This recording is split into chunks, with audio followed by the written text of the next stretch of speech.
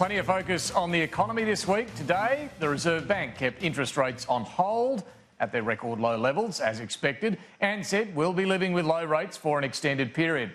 Tomorrow, we're going to see the all-important national accounts, which even the Prime Minister is warning will show soft economic growth. But today, we actually saw something positive, something we haven't seen in 44 years, to be precise, a current account surplus. Not since 1975 has Australia been in positive territory when it comes to the quarterly current account.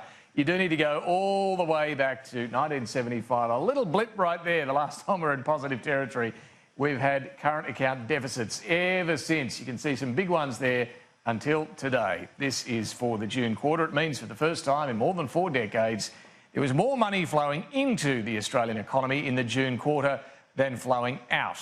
In fact, it was a much bigger surplus than expected, this one. It came in at just over, in fact, nearly $5.9 billion. Economists reckon this figure should mean tomorrow's growth figures aren't going to be as bad as they might have otherwise been, and certainly won't be in negative territory now, they're saying. This figure is going to contribute about 0.6%, it's expected, well, says the ABS, the Bureau of Statistics, to the growth figure tomorrow. So why is the current account here so good? Surging iron ore prices during the June quarter are the main reason for that. Yes, it's demand from China, once again, underpinning the Australian economy. The Bureau of Statistics also released, though, some, well, not such good news today, retail trade figures. They were down, as you can see, 0.1% for the month of July. As you can see, trade increased slightly for groceries, household goods, clothing in particular, the basics, but we are spending less on cafes, restaurants and takeaway food. So they're the latest, well, concerning figures about the economy. Tomorrow's national accounts, though, will be the main game. And certainly Labor is keen to sharpen the focus on the economy right now. All of the key economic indicators at the moment are negative for the government. And the government's very complacent about it. They're just determined to worry about political strategy, and what I'd like to see from the government is more considered policy and less politics.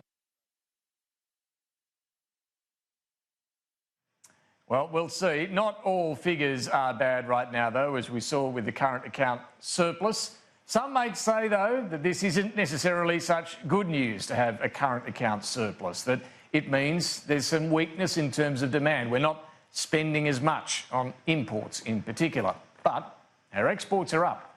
This is a healthy figure if you're exporting, as far as exports are concerned. I'm going to be talking to the Trade Minister, Simon Birmingham, in just a moment about this. He and the government have certainly welcomed these figures today, that first current account surplus in some 44 years.